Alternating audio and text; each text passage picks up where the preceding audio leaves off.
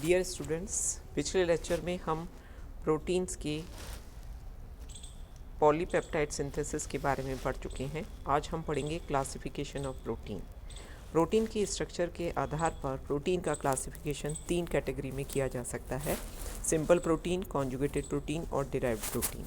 Simple proteins जो होते हैं वो सिर्फ अल्फ़ा अमीनो एसिड से मिलकर के बनते हैं और कुछ सिंपल अमीन प्रोटीन्स के अंदर कार्बोहाइड्रेट या फॉस्फेट ग्रुप जो होता है वो मौजूद होता है।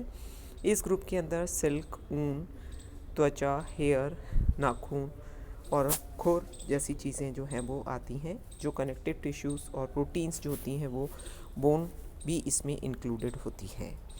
इनको फर्दर क्लासिफाई किया जा सकता है सिंपल प्रोटीन को फाइब्रस और स्क्लेरनस प्रोटीन में। ये फाइबर या रेशेदार होते हैं जो पानी में नहीं घुलते और उसकी घुलनशीलता के आधार पर इसका फर्दर कैटेगरी के अंदर डिवीज़न किया जा सकता है। पहला है कोलेजन्स, जिसके अंदर कनेक्टिंग टिश्यूज़ आते हैं और उसमें जो होते हैं ये मेसाकाइमीन्स के से मिलकर बनते हैं। इसमें पानी जो है वो पानी में ये नहीं घुलते हैं और ये ह्यूमन डाइजेस्टिव सिस्टम से के एंजाइम से भी प्रभावित नहीं होते हैं। इनको जब पानी के साथ गर्म किया जाता है या डाइल्यूट एसिड और बेस के साथ गर्म किया जाता है तो ये इजीली कन्वर्ट हो जाते हैं डाइजेस्टिव सॉल्युबल जेलेटिन्स के अंदर। इसके उदाहरण है पेप्सिन और ट्राइपेलिन के साथ भी ये रिएक्ट करते हैं। दूसरा उदाहरण है केराटिन। ये केराटिन जो होता है ये प्रोटीन्स हेयर के अंदर, ऊन के अंदर और नाखून में पाए जाते हैं और ये इकोडर्म से बनते हैं। मायोसिन ये फाइब्रस प्रोटीन होता है जो मसल्स में पाया जाता है।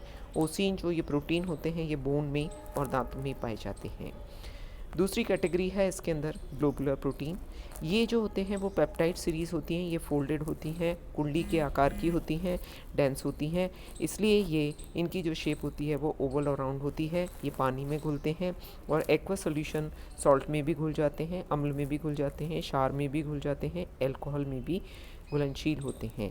इस ग्रुप में एंजाइम्स आते हैं जो ऑक्सीजन कैरियर प्रोटीन होते हैं और ACTH, ऑक्सीटोसिन, इंसुलिन आदि आते हैं। प्रोटीन्स और हार्मोन्स जो होते हैं वो इसमें प्रेजेंट होते हैं। सॉल्युबिलिटी के आधार पर इनको निम्न कैटेगरीज में बांटा जा सकता है। एल्ब्यूमिन ये पानी में नहीं घुलते, ये गर्म करने पर कोगुलेट हो जाते हैं। उदाहरण है एक्का एल्ब्यूमिन और सीरम एल्ब्यूमिन आदि। नेक्स्ट है ग्लोबुलिन। ये इनसॉल्युबल होते हैं, बहुत कम मात्रा में पानी में घुलते हैं। न्यूट्रल सॉल्ट जैसे NaCl जब इसमें डाला जाता है तो इनकी सॉल्युबिलिटी बढ़ जाती है और ये कोगुलेट हो जाते हैं गर्म करने पर और ये प्लांट में और जंतुओं में दोनों में पाए जाते हैं। इनके उदाहरण हैं serum, globulin, fibrinogen, myosin muscles के अंदर पाया जाता है, एवोग्लोबिन आदि। हिस्टोन्स जो होते हैं ये बेसिक प्रोटीन्स होते हैं जो पानी में घुलते हैं, डाइल्यूट एसिड में घुलनशील होते हैं और हाइड्रोलिसिस पर आर्जिनिन और लाइसिन जो है वो इनसे मिलकर के बनता है। ये सेल हिस्टोन्स के साथ कनेक्टेड होते हैं न्यूक्लिक एसिड में और ग्लोबुलिन्स जो होते हैं ये पाए जाते हैं हीमोग्लोबिन और ब्लड के अंदर हिस्टोन्स में। प्रोटामीन्स जो होते हैं they are comparatively low molecular weight के होते हैं और इनके साथ प्रबल जो है वो क्षारीय प्रोटीन जो होते हैं वो जुड़े हुए होते हैं। ये मसल न्यूक्लिक एसिड से रिलेटेड होते हैं, ये पानी में घुलते हैं, डाइल्यूट अमोनिया में भी घुलनशील होते हैं, डाइल्यूट क्षार में भी घुलनशील होते हैं। They do not coagulate on heating, इनका स्कंदन गर्म करने पर नहीं होता। इथेनॉल के द्वारा ये प्रेसिपिटेट हो जाते हैं और इनके अंदर सल्फ़र नहीं होती। इसकी हाई क्वालिटी की अर्जिन इसके अंदर पाई जाती है और जो नाइट्रोजन की प्रतिशतता होती है वो भी 25 से 30% होती है। सेलिन, क्लूबिन और स्टीरीन जो हैं वो इसके एग्जाम्पल हैं। गुलेटिनिन ये इंसॉल्युबल होते हैं डिस्टिल वाटर के अंदर और अल्कोहल में, लेकिन ये डाइल्यूट एसिड और क्षार में सॉल्युबल होते हैं। हीट करने पर ये कोगुलेट हो जाते हैं। इसके उदाहरण हैं गेहूं से ग्लूटामीन मिलता है और चावल से ऑरिजेनिन मिलता है। नेक्स्ट इसके अंदर हम ले रहे हैं प्रोलैमीन। ये इंसॉल्युबल होते हैं एब्सोल्यूट अल्कोहल के अंदर, पानी के अंदर, लेकिन ये 70 से 80% अल्कोहल में घुलनशील होते हैं। ये कोगुलेट नहीं होते हैं गर्म करने पर। इनमें हाई क्वालिटी के प्रोटीन्स जो हैं वो होते हैं जो कि सेपरेट किया जा सकता है प्लांट सीड से। जैसे मक्का से जीमेन को आइसोलेट किया जाता है तथा वीट से ग्लाइडीन को आइसोलेट किया जा सकता है। नेक्स्ट कैटेगरी हम ले रहे हैं, अभी तक हमने पढ़े हैं सिंपल प्रोटीन, अब हम ले रहे हैं कॉन्जुगेटेड प्रोटीन। ये कॉन्जुगेटेड प्रोटीन सिंपल प्रोटीन की तुलना में कुछ जटिल होते हैं। ये एक नॉन प्रोटीन पार्ट जो होता है वो उसके साथ जुड़ा रहता है, इसको हम कहते हैं प्रोस्थेटिक ग्रुप।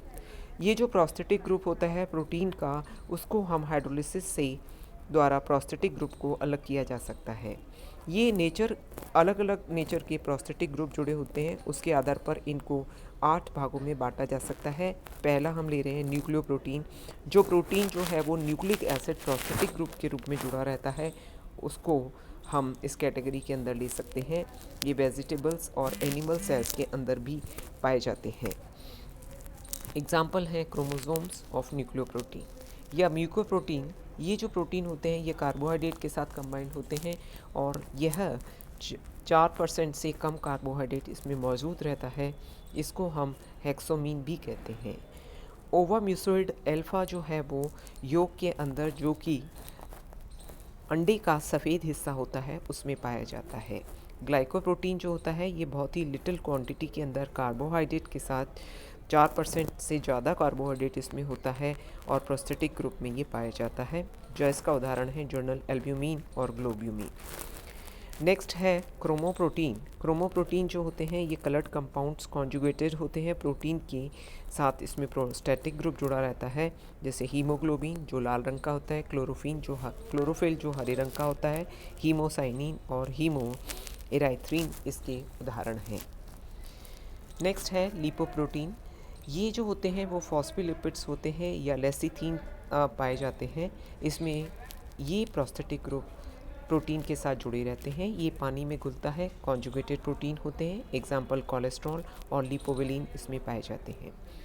नेक्स्ट है मेटलोप्रोटीन। मेटलोप्रोटीन के अंदर ये प्रोटीन कॉन्जुगेटेड मेटल के साथ जुड़े हुए रहते हैं।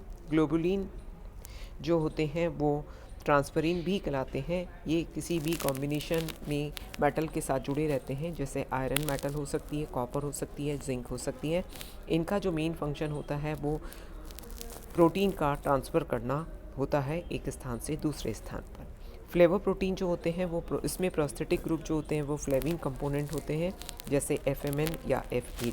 फ्लेवो प्रोटीन्स जो होते हैं वो एंजाइम्स होते हैं, ये ऑक्सीडेशन और रिडक्शन रिएक्शन को कैटेलाइज करते हैं।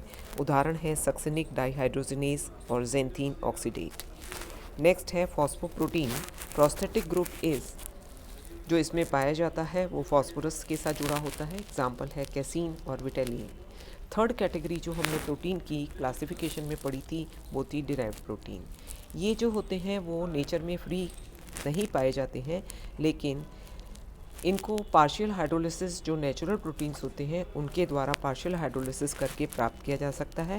ये कॉम्प्लेक्स स्ट्रक्चर होते हैं, जैसे प्रोटीन का हाइड्रोलिसिस करने पर प्रोटीन बनता है, उसके हाइड्रोलिसिस करने पर मेटा प्रोटीन बनता है और उसके फर्दर हाइड्रोलिसिस करने पर प्रोटियोस बनता है, फिर पेप्टोन बनता है, फिर पॉलीपेप्टाइड बनता है। पॉलीपेप्टाइड के हाइड्रोलिसिस से लोअर पेप्टाइड बनते हैं और अंत में अमीनो एसिड्स बनते हैं। तो इस तरीके से हम सिंपल प्रोटीन, कॉन्जुगेटेड प्रोटीन और डिराइव्ड प्रोटीन में तरह तरह के प्रोटीन्स के बारे में हमने आज पढ़ा। Thank you.